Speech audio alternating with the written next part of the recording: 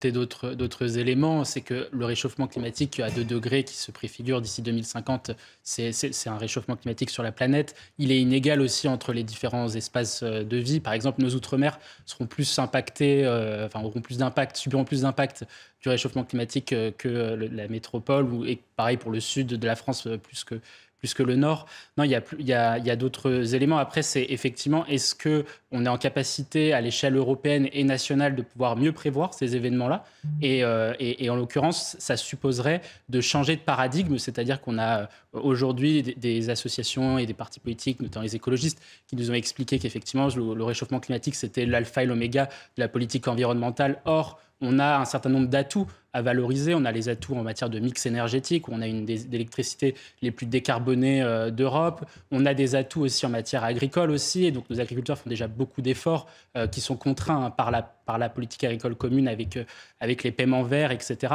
Donc là-dessus, valorisons nos atouts, rentrons plutôt dans une écologie de progrès plutôt que dans une écologie punitive qui vise justement à contraindre chacun de ses faits et gestes. Mais là, on a un peu traîné à prendre conscience quand même, hein. On a un peu le sentiment, et le bilan, il est là quand même, hein. Bah, parce que je trouve qu'on s'est trop focalisé sur un réchauffement climatique planétaire, alors que le réchauffement climatique, il est effectivement inégal. Et puis aussi, il y a d'autres sujets qui sont liés, qui ne sont pas que le climat. Il y a par exemple la perte de la biodiversité. Il y a 1 million d'espèces qui risquent de disparaître d'ici 2050.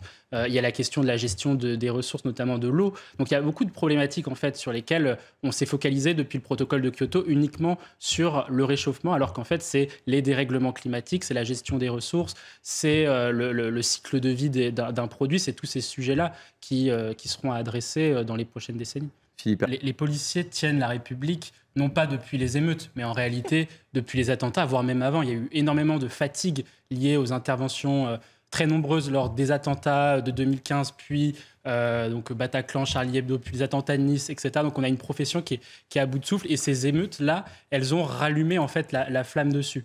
Moi, je pense aussi que ce qu'il faut entendre, c'est que la colère des policiers, elle est légitime. C'est-à-dire qu'elle est légitime pour 2 points. Le premier, c'est les dégradations des conditions matérielles d'exercice de leurs fonctions qui sont déplorables, que ce soit d'un point de vue de l'équipement, où il y a eu un rapport de la Cour des comptes dessus. Et puis le deuxième point, c'est les dégradations immatérielles. Et je pense que ce qu'il ne faut pas se tromper, ce que met en évidence Laure Garcia, c'est que la fonction des policiers est une fonction qui est ultra réglementée, qui est ultra contrôlée par l'administration. Moi, j'en veux pour preuve qu'il y a 3 enquêtes par jour de l'IGPN qui se saisit à chaque fois de dossiers de la part des policiers. Et donc, ça pose une question sur les policiers. S'ils interviennent, est-ce que leur hiérarchie va les soutenir? Est-ce qu'ils ne vont pas être forcément tout le temps avoir à rendre des comptes à l'administration? Laure Garcia, vous souhaitiez... Proche au soulèvement de la Terre, moi je les trouve tout à fait justifiés. Je pense que les soulèvements de la Terre se comportent, en tout cas à Sainte-Soline, comme un groupe d'écoterrorisme, et que donc par ce biais de mécanismes, ils empêchent les agriculteurs de travailler, donc ils alimentent la crise des vocations dans le milieu agricole et dans d'autres secteurs d'activité. Et donc de fait, pour moi, a priori, on devrait effectivement les suspendre. Je souscris totalement à ce qui a été dit. Je pense que le pays a connu 3 vagues d'antisémitisme. 2 qui viennent de l'idéologie extrême droite, extrême gauche, des années du 19e siècle, et une qui vient de l'immigration avec les banlieues notamment, et la montée de l'islamisme dans les banlieues qui fait qu'on a de plus en plus d'actes antisémites. Donc là-dessus, oui, le gouvernement, il veut faire un peu du en même temps, c'est-à-dire il veut faire du 1 pour 1. Je vais taper sur une association d'ultra-droite, puis après je tape sur une association d'ultra-gauche. Le problème, c'est que ça ne peut pas tout à fait fonctionner comme ça, parce qu'il y a à peu près 10 000 personnes qui sont dans les mouvements, dans ce type de militantisme, extrême droite, extrême gauche, et 2 000 sont dans l'ultra-droite, et 8 000, entre 7 et 8 000 sont dans l'ultra-gauche. Donc vous ne pouvez pas faire du 1 pour 1. Il faut que le gouvernement agisse beaucoup plus fermement vis-à-vis aussi de l'antisémitisme issu de l'extrême gauche, et donc de fait d'aller faire fermer des différentes associations d'extrême gauche qui se comportent comme des voyous aussi dans la République. Un premier point, c'est qu'il y en a marre en fait de ce type d'associations qui se permettent, parce qu'ils sont des associations et qu'ils se protègent judiciairement, qui se permettent ce type de réflexion et de propos qui sont juste abjects. Donc je pense évidemment qu'il faut aller vers une dissolution de ce type de mouvement. Après, la question qui nous pose, dans la société, c'est l'augmentation des faits anti-religieux. Et ça, c'est un vrai sujet de politique publique.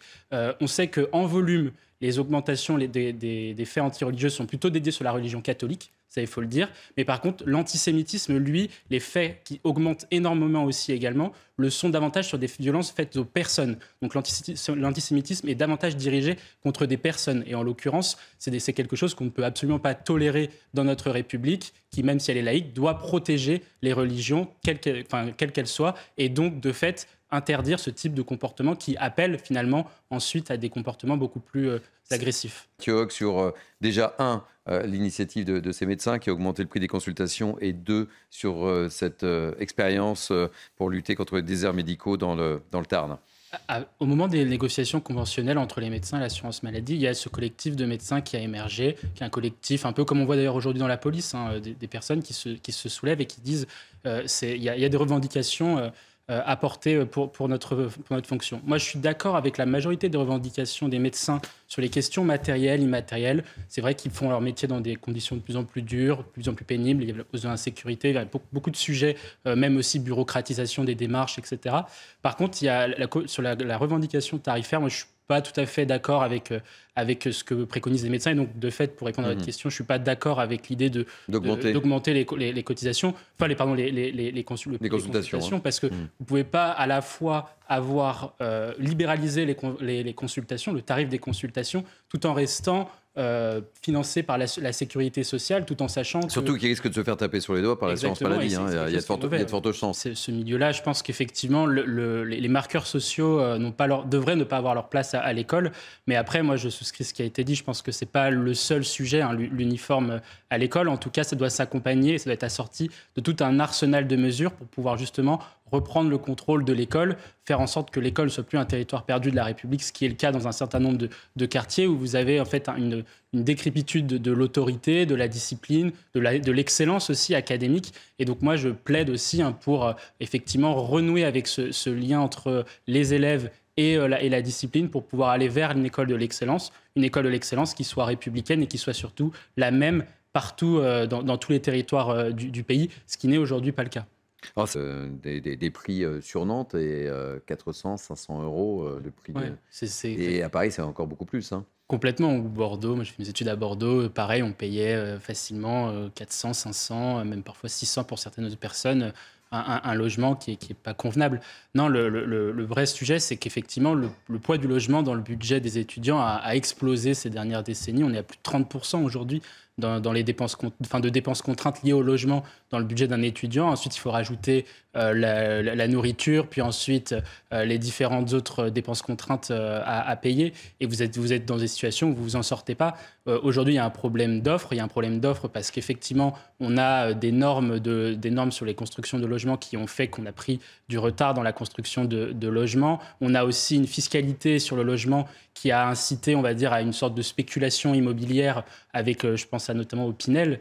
Donc, c'est des sujets, en fait, qui contraignent les étudiants dans leur vie. Et c'est pour ça que je posais la question tout à l'heure est-ce que les commerçants et les cafetiers, les barman vont pouvoir aussi embaucher des étudiants, parce que pour beaucoup de jeunes, c'est indispensable que d'avoir ces 2 mois-là, voire toute l'année, de pouvoir travailler pour récupérer un peu d'argent. Pour pouvoir suivre leurs études. Juste suivre ses études, quoi. C'est la question des passoires thermiques. Il y en a à peu près 5 millions, je crois, de mémoire. 5 millions de passoires thermiques. Quand on regarde la courbe, on voit bien que la trajectoire était en déclin, puisque de fait, dès lors qu'on construit de nouveaux logements, il y a eu un certain nombre des centaines de milliers de logements qui ont été construits depuis les années 2000, on avait des performances énergétiques qui s'amélioraient en matière de DPE.